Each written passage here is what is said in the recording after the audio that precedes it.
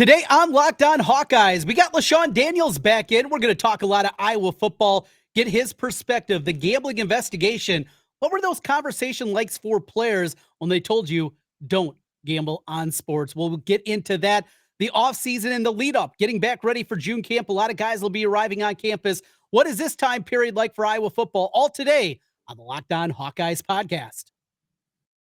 Our Locked On Hawkeyes, your daily podcast on the Iowa Hawkeyes. Part of the Locked On Podcast Network, your team every day.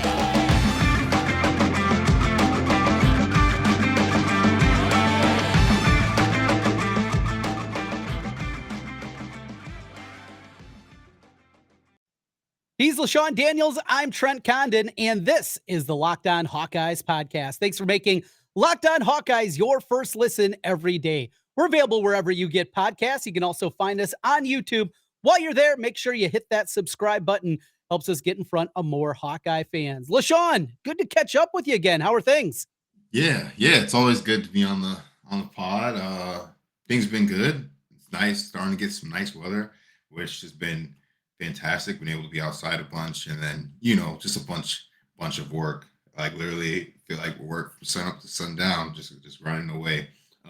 Which is a good thing, right? I mean, especially with how the economy is and a bunch of different things, right? It's good to be in a decent job and working, so can't really complain. How about you? Everything's good here back in the state of Iowa. Excited. We got a lot going on the front as we kind of morph our way into the offseason a little bit deeper. We're past spring football. But we got a couple of things we want to get into here today. The gambling investigation. I know you had the conversation when you were an Iowa player, and I want to get into that a little bit more and kind of what you guys were told about gambling. It's a different world now with it being legalized in the state of Iowa, but we're going to get into that. I want to start here today, though, as we await a couple weeks away from guys like Nick Jackson, who will be transferring in from Virginia, Rusty Feth coming in from Miami of Ohio, then all the freshmen that weren't early enrollees that they make their way onto campus. But for the players, is this basically your vacation? Is this kind of your time? Finals are done. School's done. A lot of summer classes haven't quite started yet.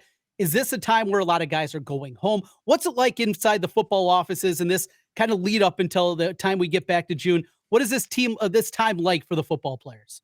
Yeah, so this time right now is probably the most valuable time, like personal time you're gonna have the entire year. Maybe even like right after the bowl game or after the season ends, you get a pretty decent break. But like right now, I don't know when their classes ended, but like say for example, they ended last week, like they basically have players have off until like the first week of June ish. So like you got a bunch of time. So a lot of times this is the time when I would head home, see the family, because obviously being from Ohio, it's not like I was driving home every weekend or anything like that. Like I was just heading back, 2, 3, maybe 3 times a year. So this time it's a bunch of valuable time, guys getting back home around their families, maybe even if they have any vacations set up, like this is the time that you're going to take them. And then the strength conditioning staff, they'll give us like some little workouts and things to do for us just so we don't come back that first week of June just like completely out of it. But they know obviously this is a vital time just for our bodies, make sure that, hey, we're getting rest and recovery. We're getting away from the facility, getting away from, just the football complex in general, just so you can get back and just relax. Because once you get back, now you're basically in it until January. Like, I mean, you're going to have, like, you have like a quick little break at the beginning of July and like maybe like a weekend like before fall camp, but for like basically once you get back in June, it's like you're in it until the end of the football season. As we look at this, and I mentioned a couple of the newcomers coming in, Nick Jackson, he's got big shoes to fill, taking over for either Jack Campbell in the middle or playing outside, depending on what they do with him and Jay Higgins, but he's going to be in the linebacker spot, and he's going to be really important. Rusty Feth adding some depth to the interior, the offensive line, those guys coming in. And then you just think of it in its totality. As we look at this haul that Iowa football brought in this season and going to the portal, Iowa has, put their toe in the water a little bit the last couple of years and just how hard they have gone now through the portal and what they bring in. I'll be honest, LeShun, I didn't think it was going to ever happen at this level. I thought it would be, trickle. The Cade McNamara news, that was huge in its own right? Getting a player like that to come in from the portal. But you couple it with Eric All and Deacon Hill, and then the aforementioned Rusty Feth, a couple of receivers, and Seth Anderson and Caleb Brown coming in from Ohio State, Dejon Parker to help by that offensive tackle spot. Not just getting a couple of guys, but getting just this volume. Portal Kirk, a guy that you know incredibly well. Did you ever think we were going to be at this kind of point with the haul that they brought in this season? To be honest, no. So I was definitely encouraged, when the transfer portal first opened back in, was that December? Mm-hmm. And you're like, okay, yeah, they're definitely making some really good moves. But it wasn't anything like it was great moves, but it wasn't anything just completely wow, absolutely just mind blowing. So I figured hey, they probably feel pretty good about the roster, where it's at, but see, they're going to continue to make some additional moves. And then, lo and behold, as time has kind of gone on and second transfer portal window open, again, they got back in it again and was very, very involved, which I think is just encouraging. Obviously, we kind of figured out where they felt, where they were as a roster last year. And they definitely obviously had to sit down a bunch and really go and evaluate from top to bottom, okay, where are our weaknesses?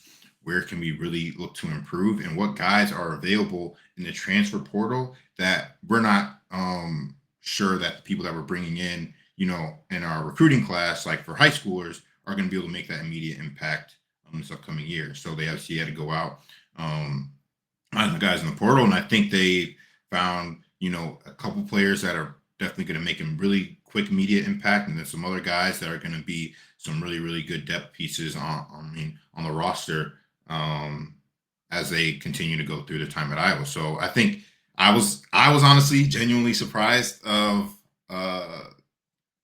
how hard they actually attacked it, but I'm glad that they did, just because, again, we've talked about it on this show plenty of times. It's just the way the future of college football really is. You're not just going to be able to just win on your own recruiting class that you high school recruiting class that you bring in every year. You're going to have to go out. You're going to have to do some additional recruiting on some guys that are on different teams throughout college football that can help bolster your roster and really give you guys a boost and several position needs. It's almost like free agency in the NFL, right? I mean, you have the draft, and you're definitely always trying to draft for the best player available. But a lot of times in free agency, you're trying to target some positions of need, and I feel like that Iowa has really done that during these two transfer portal periods.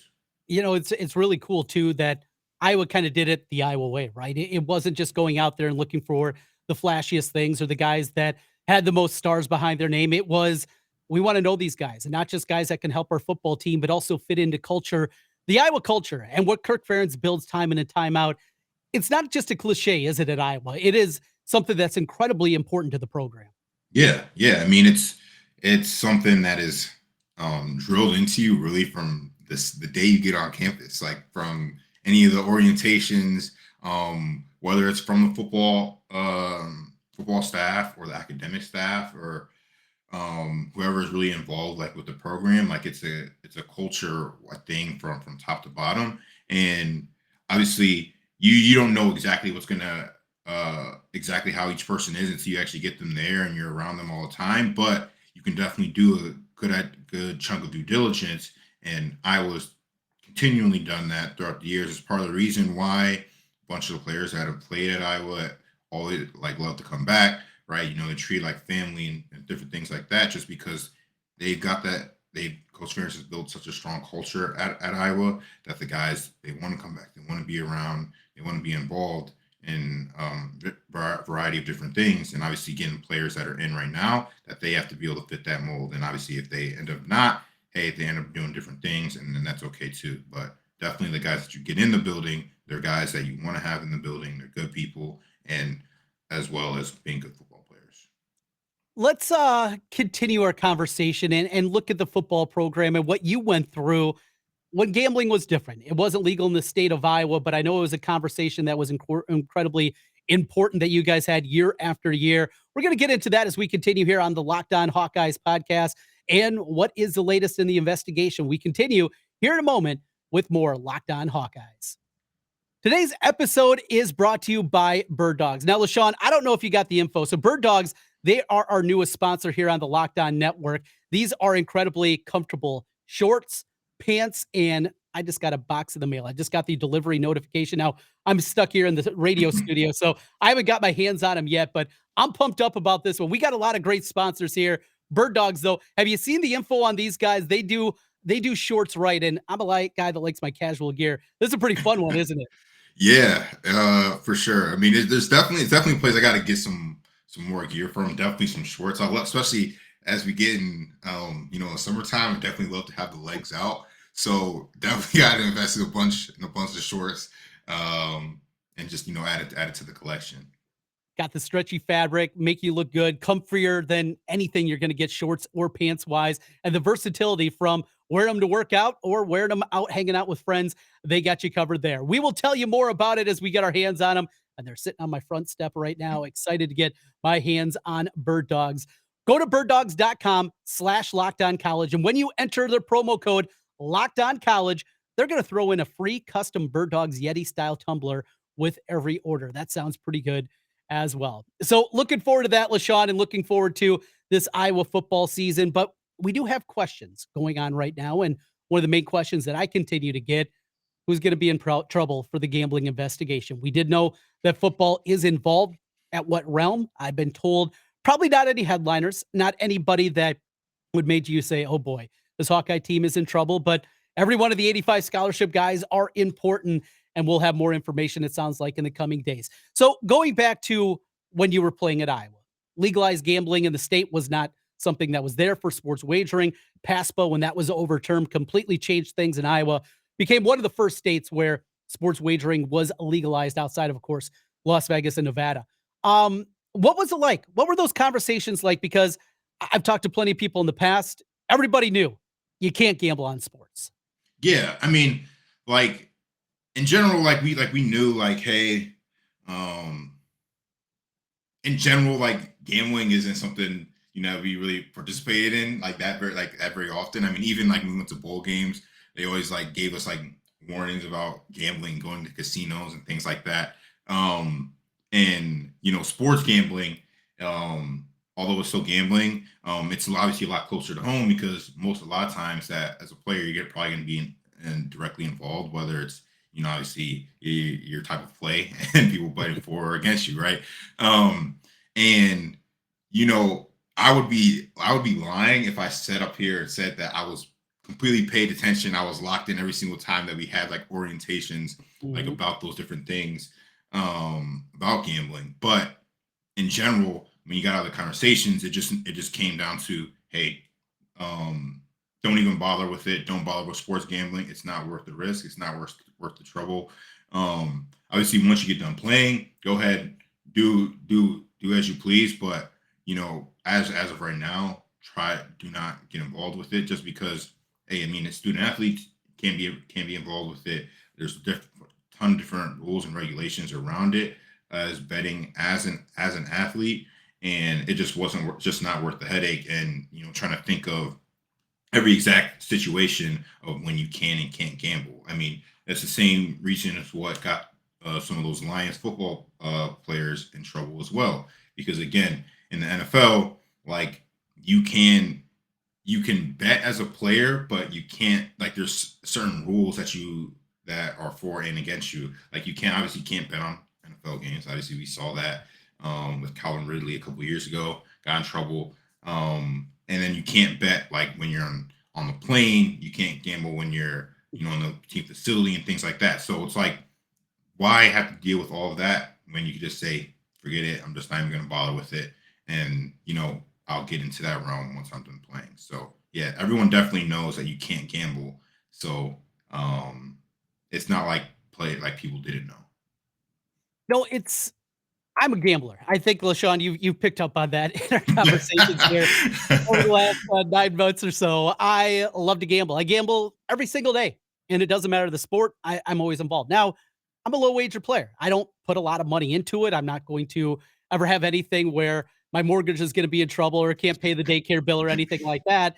I'm betting $10 a time, and I just have fun with it. It is really, at this point in time, it's kind of, I call it my hobby. I don't collect memorabilia. I don't do things like that. It is ultimately, for me, that is what I do kind of as my hobby. I'm not going to make a ton of money. I'm not going to lose a ton of money. I'm just going to enjoy it and be able to go that route. So that's how I look at it.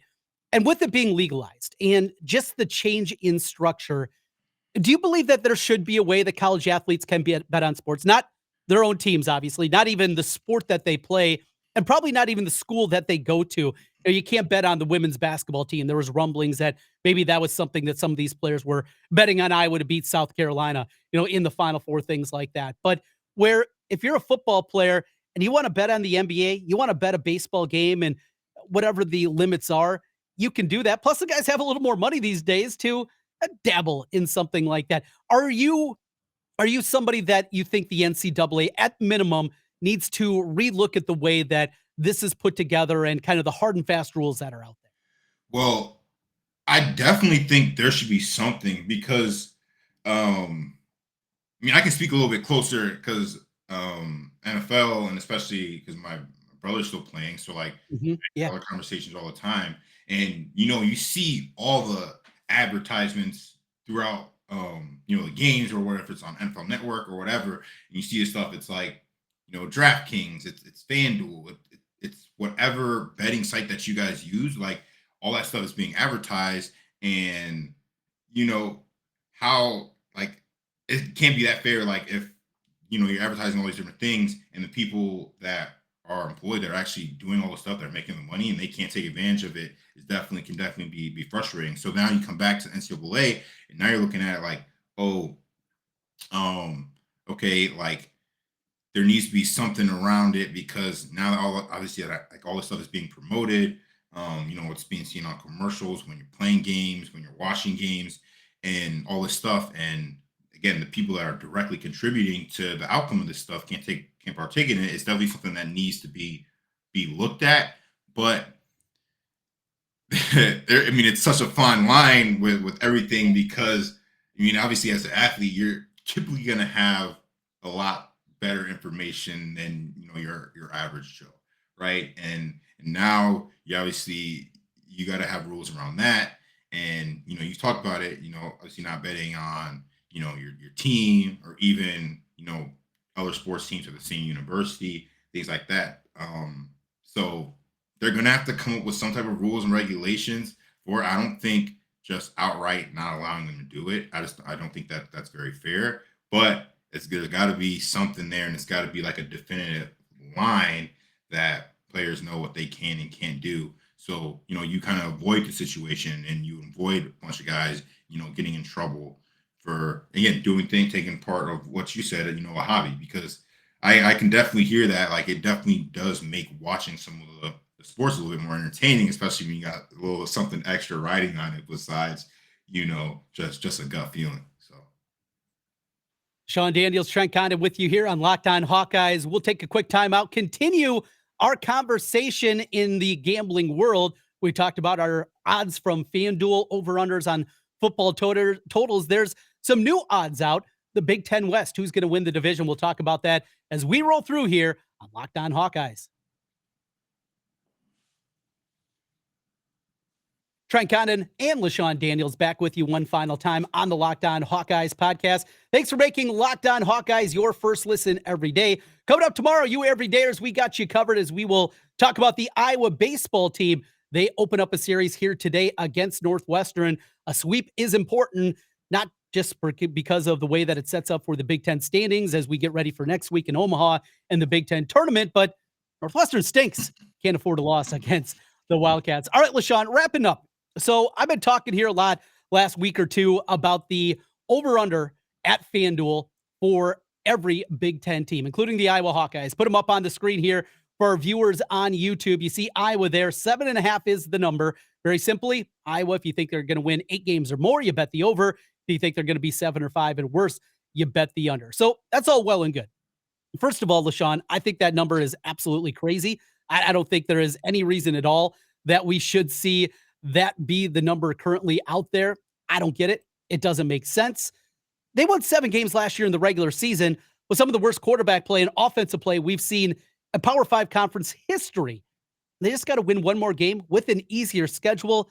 What am I missing here? This seems like, I hate to say lock. This seems like a lock. They're going to win 8 games or more in the regular season. Yeah, I mean, hey, I'm not a person. I'm not the biggest betting man at all. But if I had to, really stay here and make a claim, I'd be like, yeah, I mean, they're for sure going to win more than 7.5 games next year. Like, they made improvements on the roster. Defense is still going to be phenomenal. It does set up an easier schedule. I mean, I think I just looked at it the other day.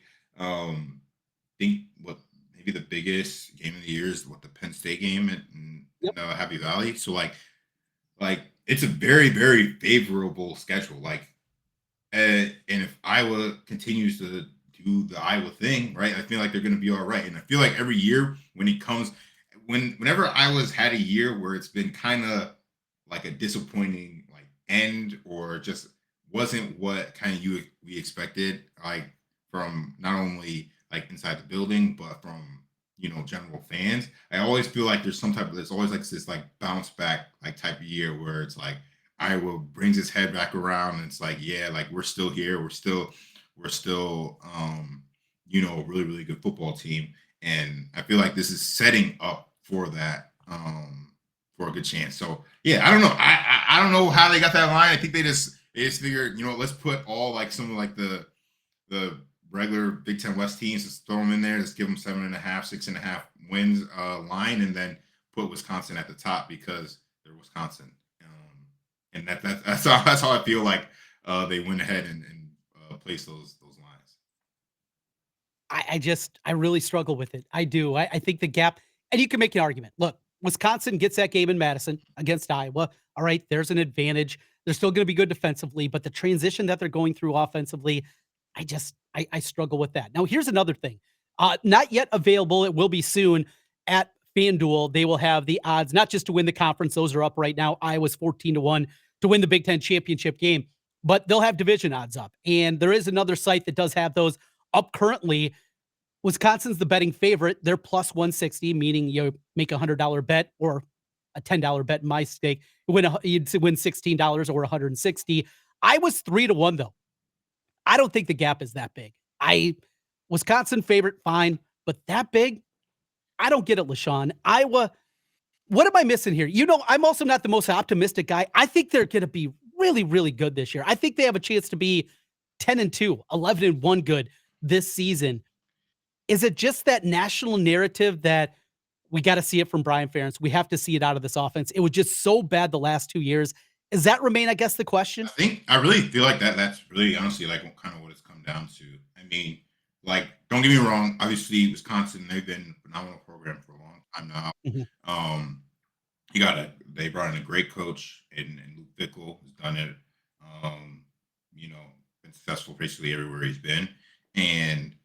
But you watched that Iowa-Wisconsin game last year, and you're like Iowa looked like they were well ahead of them in that football game.